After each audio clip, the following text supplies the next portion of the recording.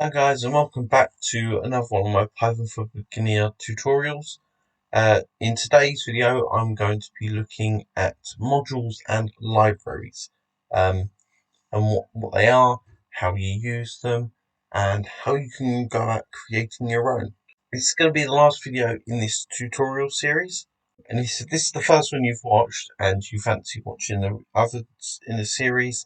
I'm going to leave a card in the top right for you now, and there'll also be a link right at the end if you want to look through this video first.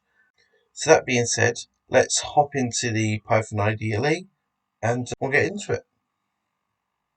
Right, so first thing that I've got to let you know is what is a library or a module within Python. So basically, a library or module is just some external code that's outside of like your file. So it could be code that you've written, and it's going to be code that is inside of your system.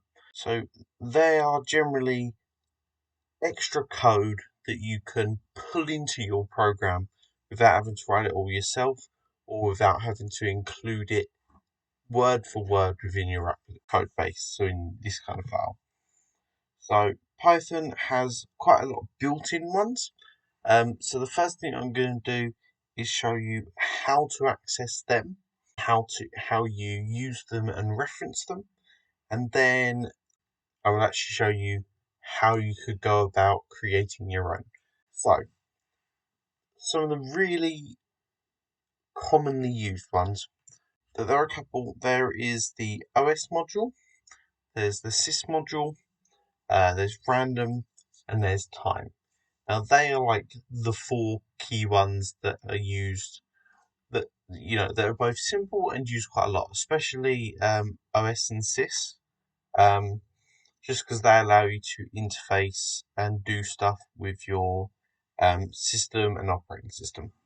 So how do you call these libraries or these modules? Okay, what you do is you do a thing called importing. So that is what it means everywhere else amongst all of technology. So you literally are going to type import and then whatever it is that you're going to be importing. Okay, so say I want to be importing OS or in fact time, just because that's a really easy one also just to show how it works. You can say import time. Wonderful. Right. Now that means that you can reference the code that is included inside of the time module. Um, so there are a couple of ways that you can also add to this. For example, you could rename it, so as T, for example. And this is especially useful for modules that got long names. Like there are some modules that have got like so many names. Or if they're a library, then they're going to contain multiple modules because a library is just a package of modules. You can think of it as, or a package of libraries, I suppose. It's a package of lots of code rather than just one or two files. In fact, just one file.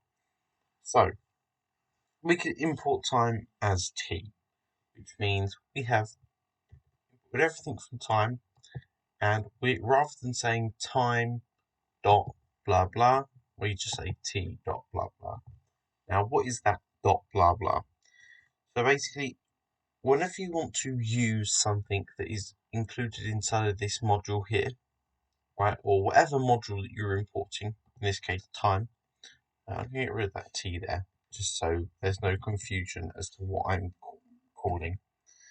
If you want to use the module, unless you do it in an alternative way, unless you import it in one of the alternative ways, you're just going to say time dot and then whatever function name or whatever class name, because it also imports the classes, whatever thing that you want to use from that module, you then can type in. So one of the really simple things that's often used is something called time.sleep, which literally just pauses function within a function or within your code for a certain amount of time. Okay, so I'm just going to write some code just so you can see the pause happening. I'm going to say print hello world. I'm going to leave some space to put in the time.sleep. And then I'm going to say print I just waited for 5 seconds. Right. So we're going to make it wait for 5 seconds. So all you do is you just say time dot, and the function is called sleep, right? Because you're making the program or the process sleep for 5 seconds for a period of time. Okay. So you just say time dot sleep and then the number of seconds, and you just close the bracket. That's it. Wonderful. And what I can do is I can quickly run and save. I can quickly just run this, although I will have to save it. So back in a second. So it's all saved, and I'm just going to quickly run it. So it says, "Hello world. You'll wait some time." I just wait for 5 seconds. Neat.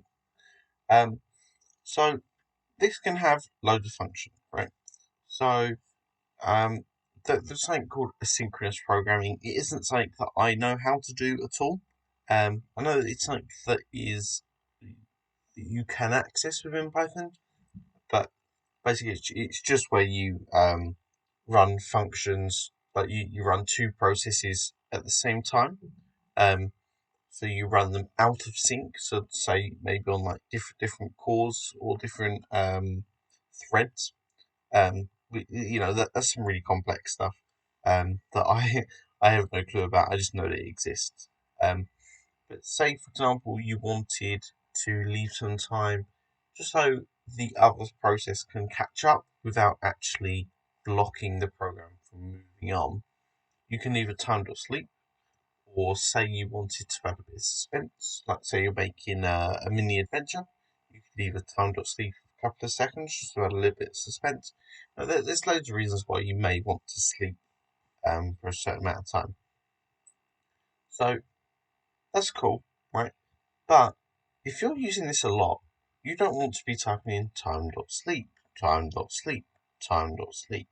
And there's other modules where that's even more important. There's one called Tkinter, which is actually what I'm going to be making a series on in the very near future. So keep an eye out for that. Or look down my playlist if you're watching this in the far flung future.